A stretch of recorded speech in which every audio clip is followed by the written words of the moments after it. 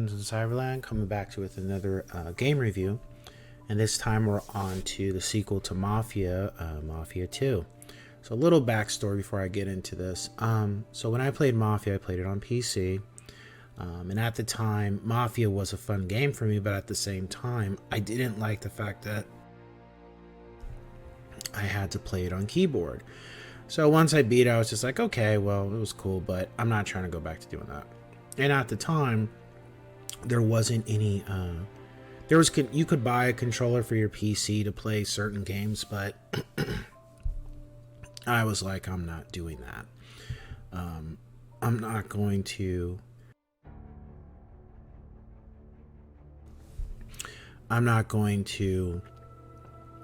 buy a controller just to play like one or two games on PC. So at that point, it was kind of a one-off thing because outside of World of Warcraft, I really wasn't playing too many PC games.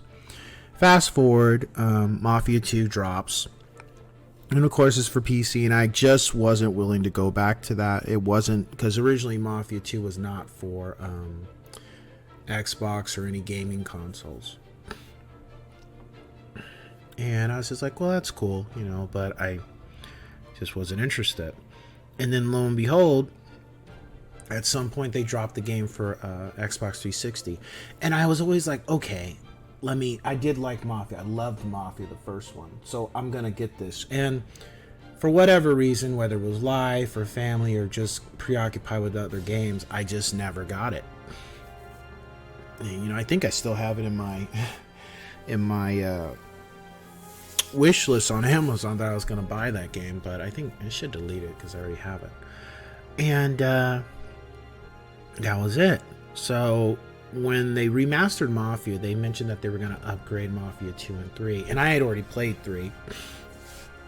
And there was elements of 3 that they talked about stuff in 2, and I was always like, I want to see what happened or play what happened. So I ended up playing the game.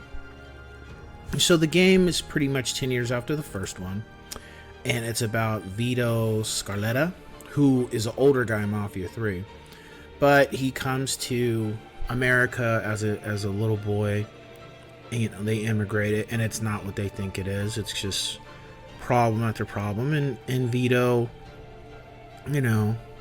as most Italians during this New York era, not most, but some ended up taking a wrong turn for whatever reason. That was things that were against them, and he got busted and ended up going to the military, started World War II, comes back, and things are just not that good for his family, and he starts doing whatever's necessary to make it, and unfortunately that means getting into criminal activity.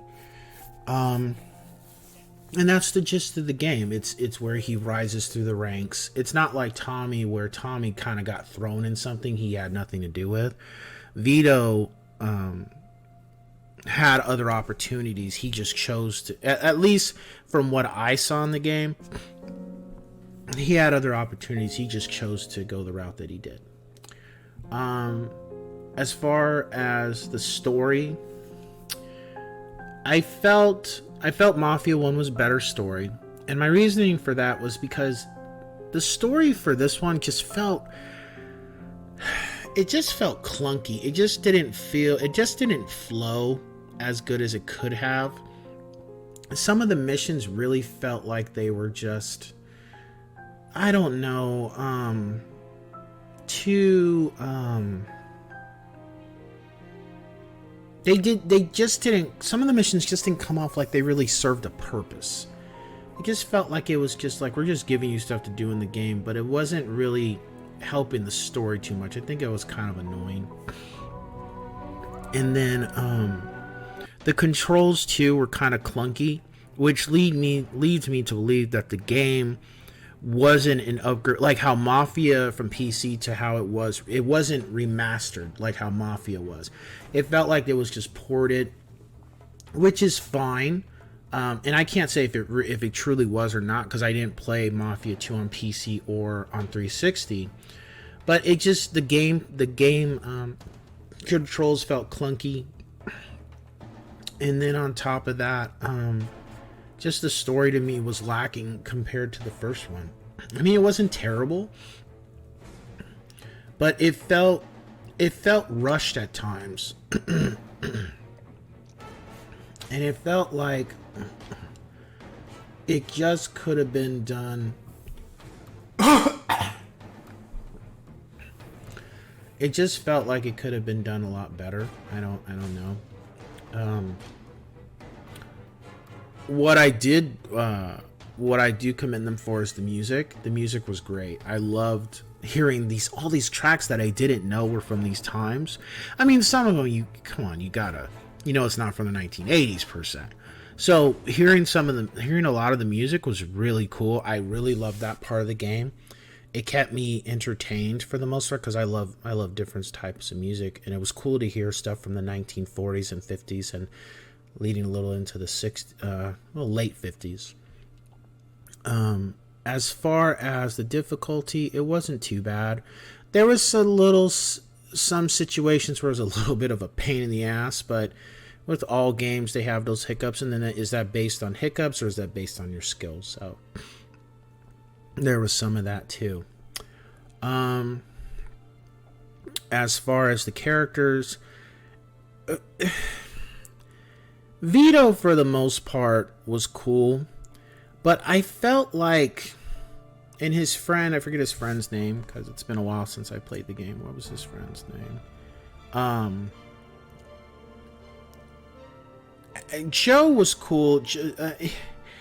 Vito was cool, but and Joe was fine, but it's just the story. The story just didn't flow like the first one, and I felt the stuff that should have been the scenes that should have been. It's almost like they wanted to just put more gameplay into the game, and I understand that because it had been so long since the first one, but make sure that the gameplay, like the stuff they had you doing, I think should have had a point to it, and I felt it was lacking at times. It was just tedious type shit. And I think that was, whereas the first one was very concise, very direct. It had a point. Every mission had a point. And then scenes where they were showing video of, Vito moving up and stuff. I'm like, that should have been gameplay for certain things, how he moved up. Whereas certain things they should have just cut. There just should have been gameplay where this is how you're moving up the ranks. There should have been a lot more of that. And then there should have been, and then some of the missions they had you doing was just driving around type bullshit. And that got kind of old. Whereas the first one wasn't a lot of that. I think that's where they kind of came up a little short. And the other issue is they didn't spend a lot of time fleshing out the enemies of the game and why they were enemies. It was just too, like the first one was, it was a lot more character depth and a lot more detail about why this person's this way, this person. Like the first one had, it was a great story.